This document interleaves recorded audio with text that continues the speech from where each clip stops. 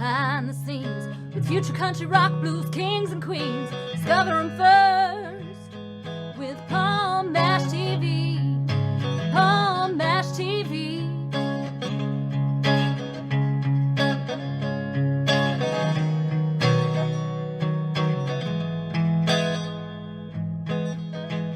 Well, hello everybody, it's Palm Bash TV time again. Thank you so much for joining us. We have a great interview coming up shortly.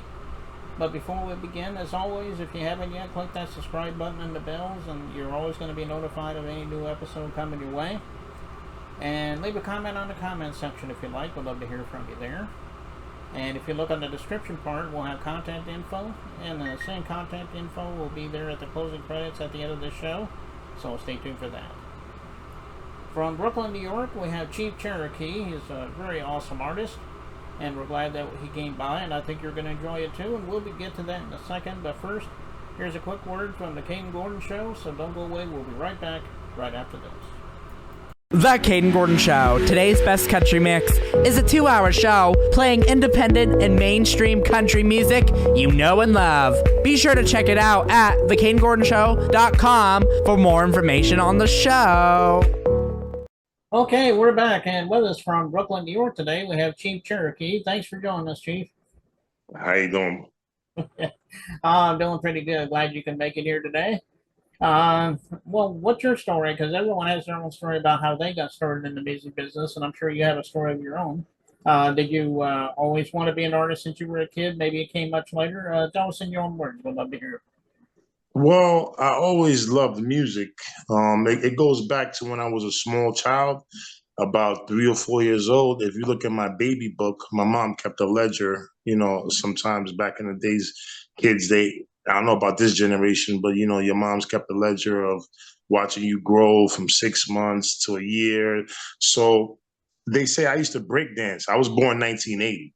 So I came like right after the birth of hip hop, when it was trending and in the streets during like the graffiti era, the breakdancing era.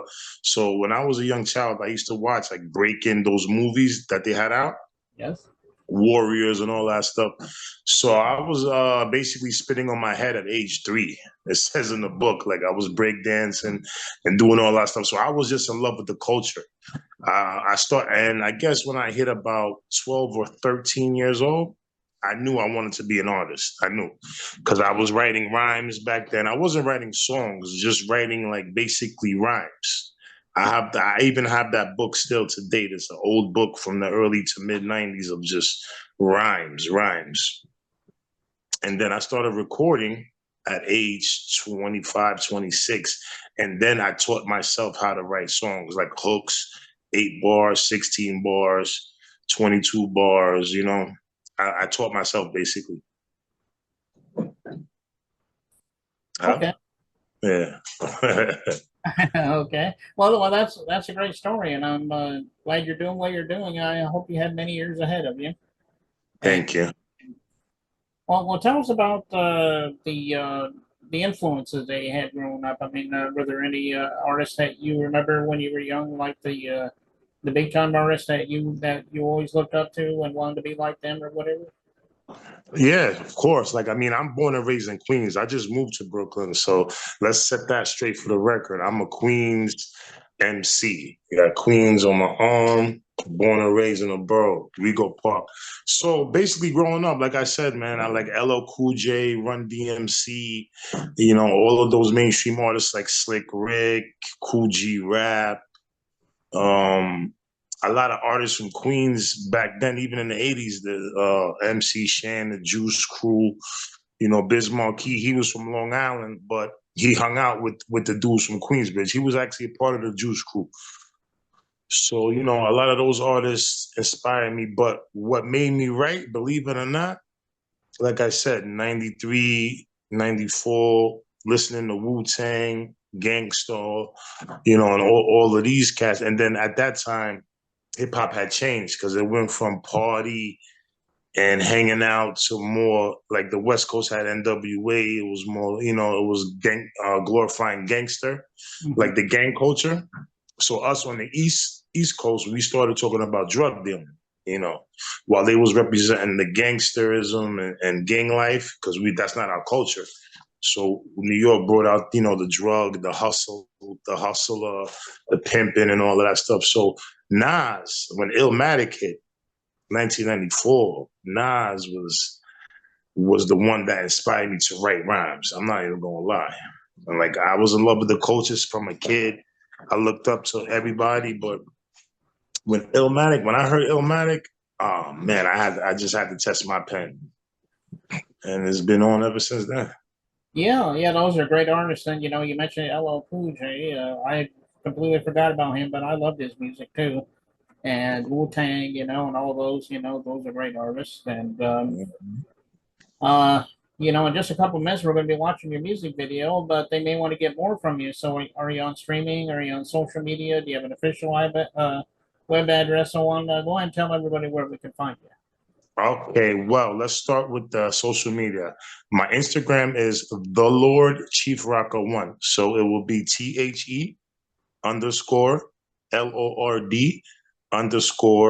Chief Rocka CHIEF and the number one. That's the IG. Okay. Facebook is my government name, Jermaine Bowers, JermaineBowers.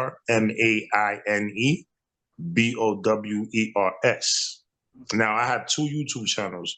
One is for my independent record label, Awesome Block Records LLC, which features a couple of my new singles that I released and my artist that I released his last solo album, all of his music videos from that album.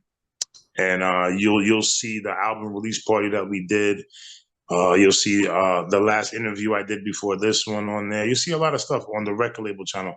But my personal YouTube channel with just all of my music, no other artists, is Chief 1459, no space. So if you go to YouTube, you type in Chief, CHIEF 1459, boom, and you'll see me, Chief Cherokee.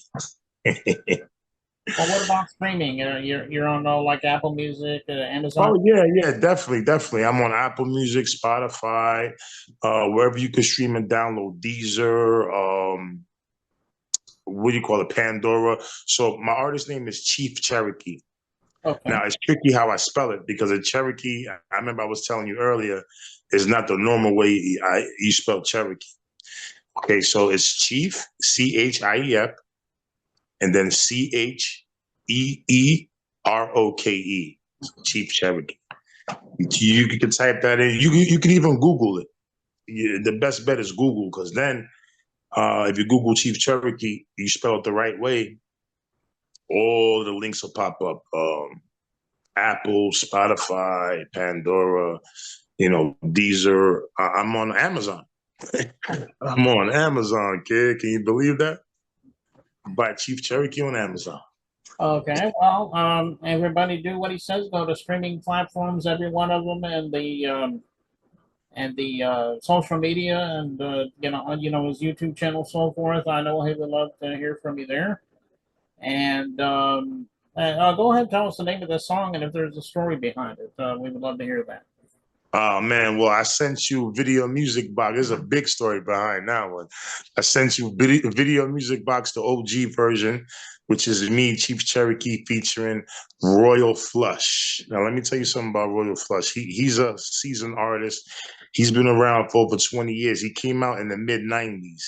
When he came out, it was during the East Coast, West Coast conflict. And I don't want to get too deep into that, but okay, so what he's known for being one of the first artists in New York to respond to the West Coast trauma, because when Dog Pound and Snoop Dogg came and shot the video in New York, and they were kicking over the buildings in New York in that video, there were only two artists that responded. The first one was Capone and Noriega. The group Capone and Noriega, they responded with LA, and then Royal Flush responded with Worldwide. Now that was a big record in New York.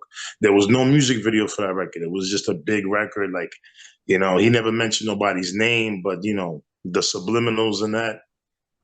Actually, he did mention a name. He mentioned a name and the name of a label, but he did it so subliminally that you had to just know what was going on in the streets to catch it.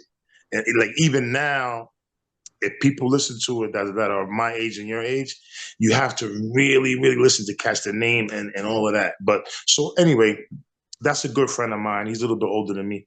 And we did a venture in 2023 where he was to release one album under my label, and I'm featured on the album. So the song Video Music Box, the one that you have, the video you're going to play, is the original recording. I recorded that first. I recorded that song with him. Okay. And then I kept that for myself as a single because his album was already done. We were already like 12, 13 songs in. The final cut is 10 songs on that album. So then after we recorded that, the OG version, we went back in the studio and he personally asked me to re-record those verses and the hook on a different track. So I said, okay, no problem. We'll do it. He actually named it Video Music Box. I'm going to tell you about that too. Because I wanted to name it Hip Hop Historians because of the hook. If you listen to the song, it goes, "We products of hip hop, blah, blah, blah." So when we recorded that song for the second thing, we put that on his album with the other track. We put that on his album. So I released that song, the original OG version, as a single because that was the original recording, and I fell in love with it. I love the beat. I love the flow. You know, I wrote the hook. I wrote my verse. He wrote his verse, and we just made it happen. And, you know, and so he named it Video Music Box, and I asked him because that name, Video Music Box, is the name of a very, very influential show that's been around for over 25 years in New York. Have you ever heard of Video Music Box? No, I never have actually. Well, yeah, and in New York, in the tri-state area, Video Music Box is like a public broadcasting, and it documented basically the history of hip hop. They have all your favorite artists from the 80s, Houdini, I'm talking about LL, Run DMC, all cool, Curtis Blow, Sugar Hill Gang, all of that, bro. They got footage of all of that from when it started until today. It's still running. It's on public access television now. Yeah, man, Quasi, he can tell you about Video Music Box. So when he named that song Video Music Box, I'm in the studio with him and the engineer. I'm like, yo, you ain't holla at Ralph in them? He's like, nah, I ain't gotta holla at Ralph. And then we paying homage, this and that. So when I said Ralph, because Ralph McDaniels, that's the name of the host, that's the one who that's his show. That's Video Music Box is Ralph McDaniels. His show, he's the host, he started it. He's still running it. So, you know, I had to check with him, but he's my OG. Royal Flush is my OG. So, whatever, you know, if he said he ain't got the holla at Ralph, fuck it. We just let it go.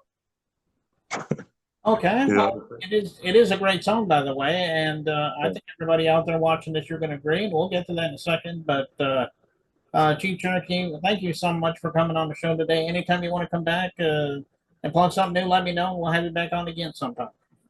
Thank you. Yes, sir. I have plenty of music. I have plenty of artists I could plug you into. No problem, sir. Okay. Well, here it is, Video Music Box, and it begins right now.